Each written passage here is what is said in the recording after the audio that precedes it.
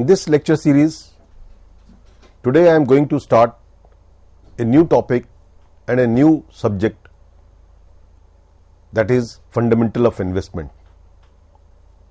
In this course of fundamental of investment, in today's topic, I will be broadly discussing about what is the basics of the investment. So, when the word investment comes in your mind, what picture emerges in your mind? I am sure the word that comes in your mind is shares, debenture, mutual fund units, government treasuries, commercial papers, real estate, property, building, land, plant and machinery. These are the words which comes in your mind. And I would say that no country, no economy, no individual, no company can progress without investment. Unless you make investment, you cannot grow. Like for example, in a country, an economy will grow only when investment takes place. The companies grow only when investment takes place. Individuals grow when they make good investment. Grow means grow in terms of financial strength. They grow only when you make investments.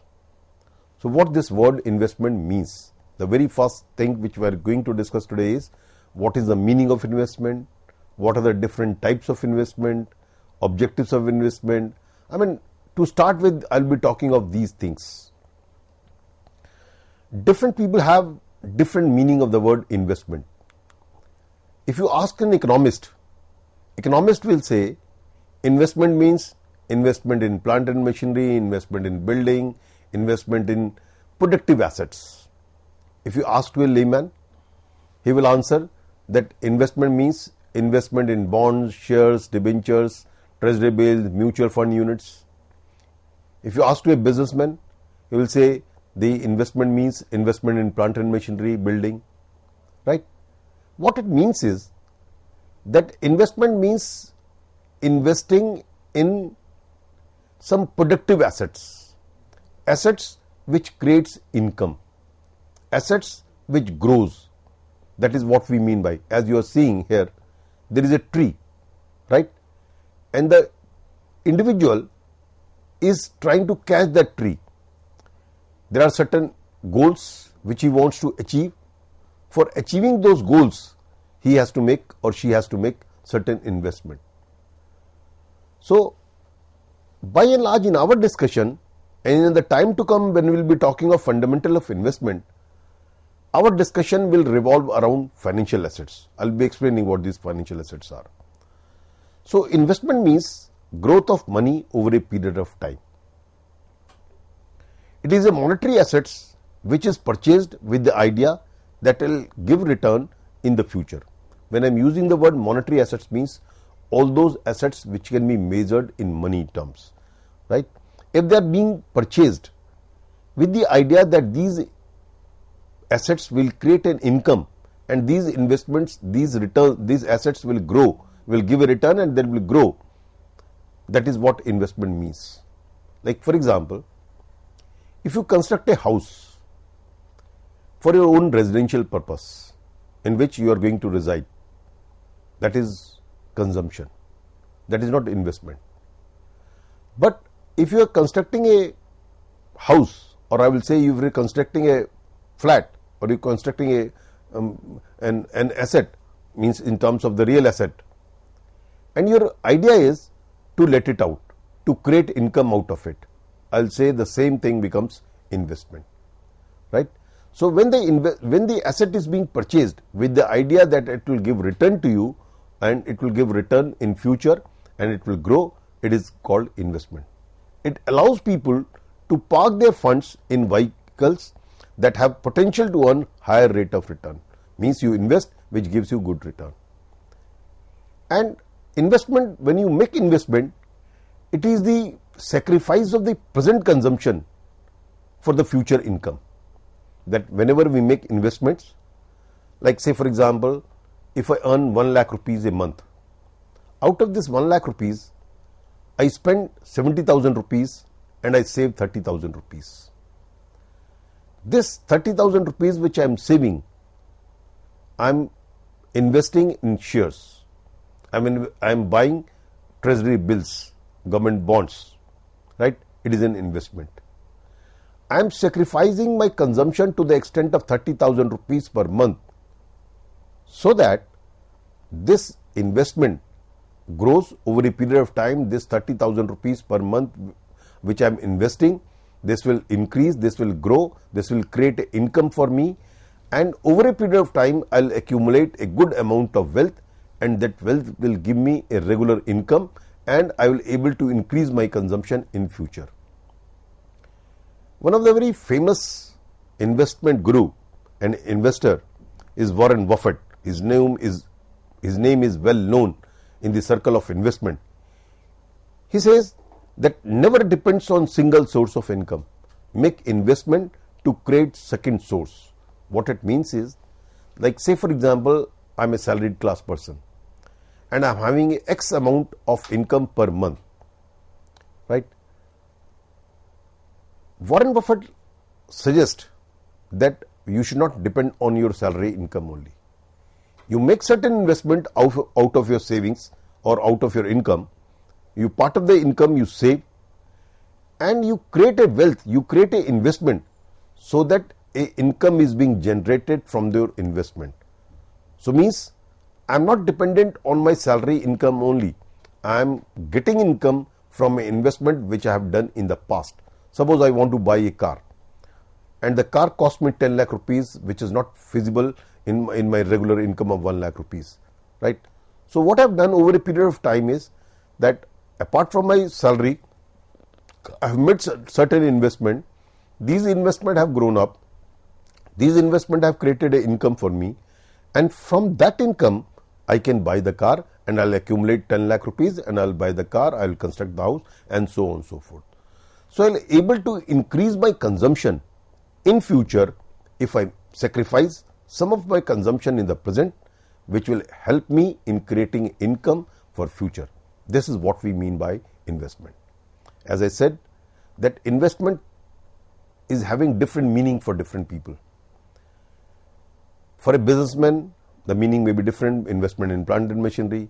For an economist, right, the investment has a different meaning. For a individual, investment has a different meaning. But the idea of all these three, whether economist, whether businessmen, whether individuals, is to create an income. It is to create a flow of income in future, and this investment, or I would use the word this sacrifice of the present consumption helps you in growing your income, in growing your wealth. That is what we mean by investment. And investment can be classified. There is no hard and fast rule, but broadly, investment can be classified in two categories. One is called financial investment, other is called real investment or economic investment. When I am using the word financial investment, by and large, in the whole of this course, our discussion will revolve around financial investments. Investment in bonds, investment in shares, investment in debentures, investment in units of the mutual funds, investment in derivatives, right, and interest and the right over some assets is also a financial investment, right. So financial investments are charged against some real asset. They are charged against, suppose a company issues debenture. I said bonds and debentures are one of the financial investments. Company issued secured debentures. There are certain plant and machinery which are the real investment, which are the real assets. Against these real assets, company issues certain bonds. Company has 1,000 crores worth of plant and machinery. Against this plant and machinery, company issues secured debentures worth 800 crore rupees, right. So these debentures, these bonds are charged against those assets, right. So financial investments are charged against certain assets. On the other hand, real investment or economic investments are investment in plant and machinery, investment in building, right? So these are called real investment. They are in the physical form. They have the physical assets. These real investment, economic investment has physical assets. So investment made in financial assets is known as financial investments. Financial assets includes shares, debentures, bonds, units of mutual funds, treasury bills, government bonds, commercial papers. All these are called financial assets. The list is not exhaustive. It is just an example that these are the broad type of the financial assets. Investors can earn return in the form of dividend, interest, or appreciation in the value of investment. Friends, this is important. When you buy financial assets, there are two types of returns. I'll be talking return in today's lecture itself, right? So returns you get in form of dividend, means you buy shares. On these shares, the company may declare dividend which the investor get. And not only do you get dividend on shares, but over a period of time, if company is doing well, the share price of that company also goes up. The share price of that share of that company goes up. So not only you get dividend, but you get appreciation in the price of the shares also. So when you invest in financial assets, the return which you get, it may be in form of regular income or and it may be in form of interest on or in form of appreciation. Like if you deposit money in your bank as a fixed deposit, right? So the fixed deposit receipt is a financial investment. On this financial investment, you get a fixed rate of interest. So you don't get capital appreciation. If you make a fixed deposit in a bank, you get on a 1 lakh rupees fixed deposit. If the rate of interest is 5.5%, so annually you are going to get 5,500 rupees, and at the end of the year, if you are going to redeem that fixed deposit, you will get back 1 lakh rupees plus 5,500 rupees as a interest. Means there is no appreciation in the value of your asset, that is the financial asset which you have made. The income which you get in form of only interest income, right? On the other hand, if you invest in shares, you get or you may get the dividend plus the appreciation in the value of share, or appreciation, or I may call it decrease. I can also say it decrease, increase or decrease, because sometime the value of the share doesn't always increase. It may decrease also, right? Depending on the stock market, depending on the company's performance. So you get fluctuation in your investment. So this is basically in two forms you get return. Return may be positive, return may be negative also sometime. Now on the other hand, what is real investment? I said investment in the physical assets, tangible assets. So investment made in real or tangible fixed assets is known as real investment. You buy a commercial property, you buy an office in a mall, right? Idea is to let it out. So create an income, you make an investment of 50 lakh rupees and you get a rental income of 40,000 rupees or 25,000 rupees per month.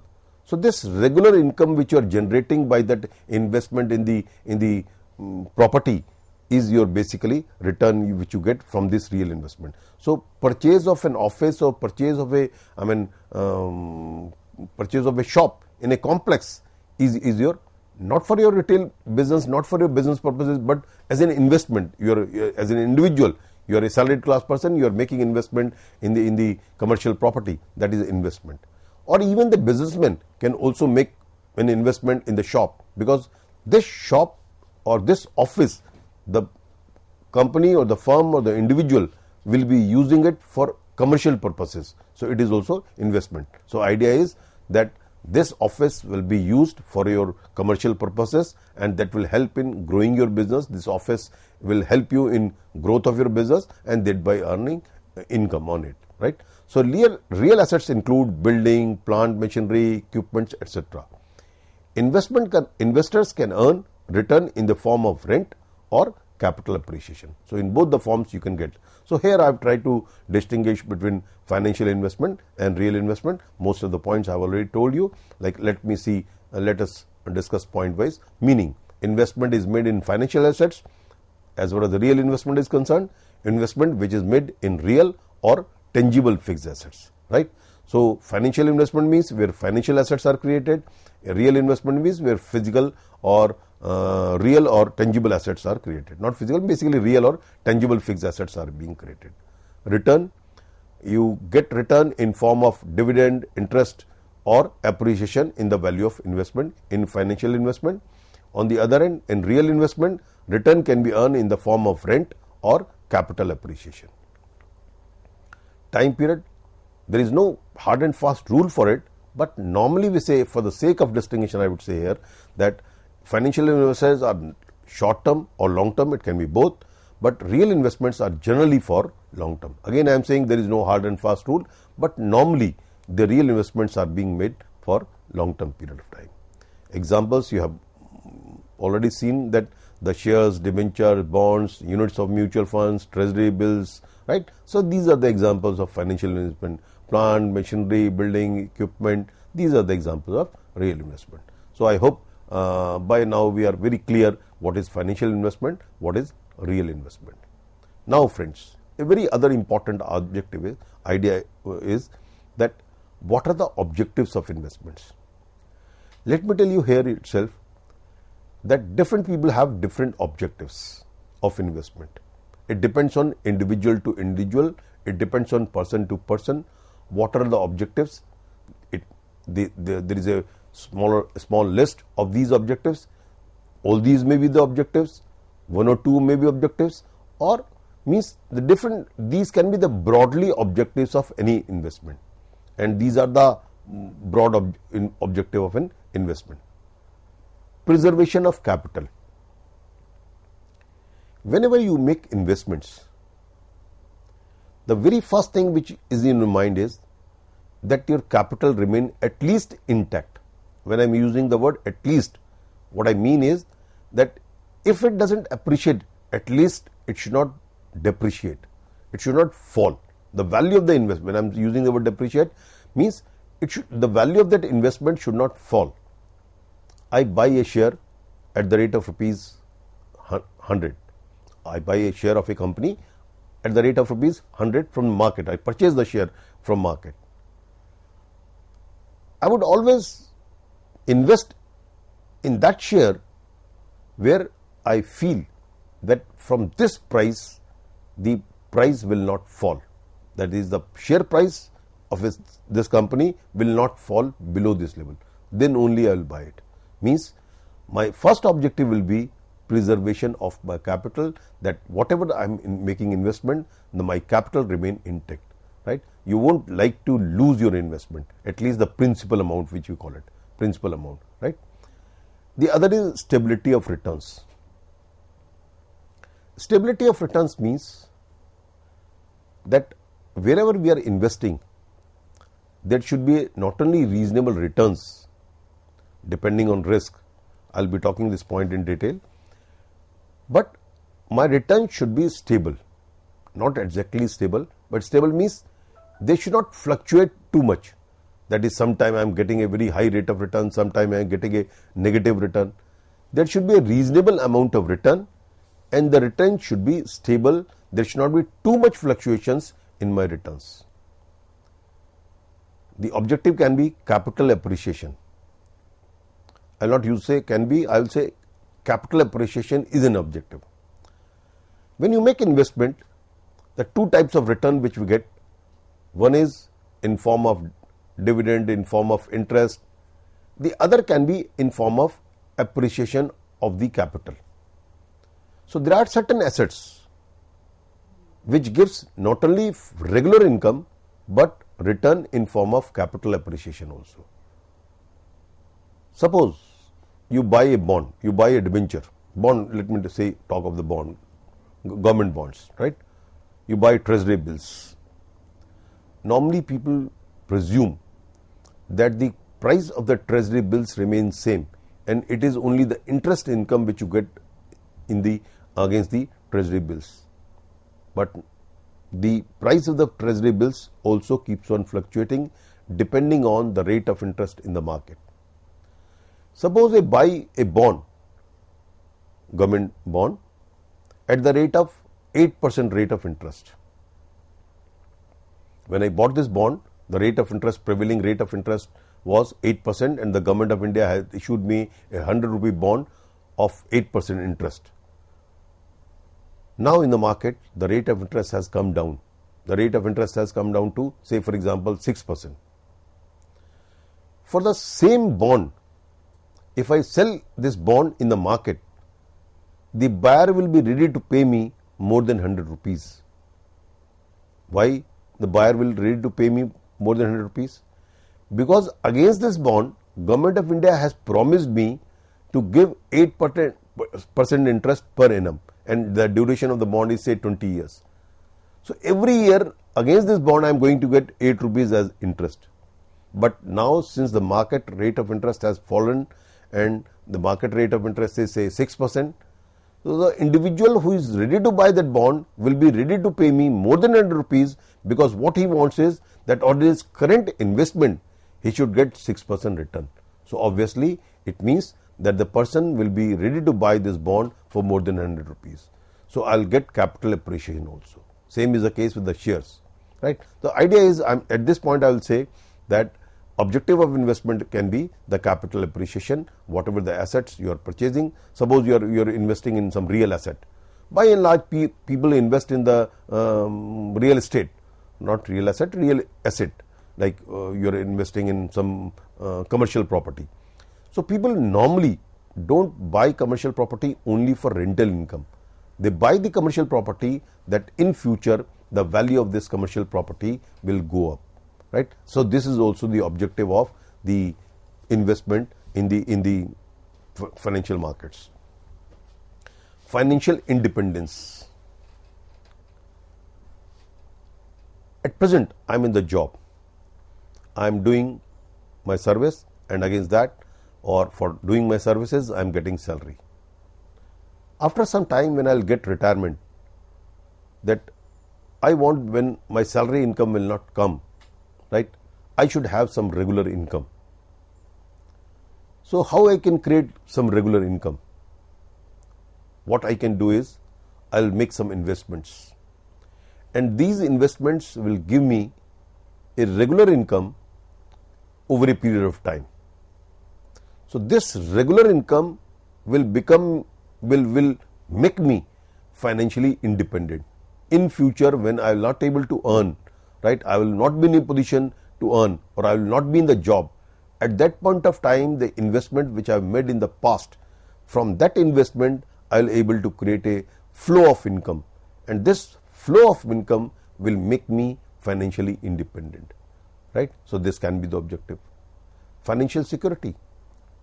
See, if whatever I am earning, I spend whole of my income, then tomorrow, suppose some accident takes place, and the medical expenses are say 10 lakh rupees, 20 lakh rupees, 30 lakh rupees, right?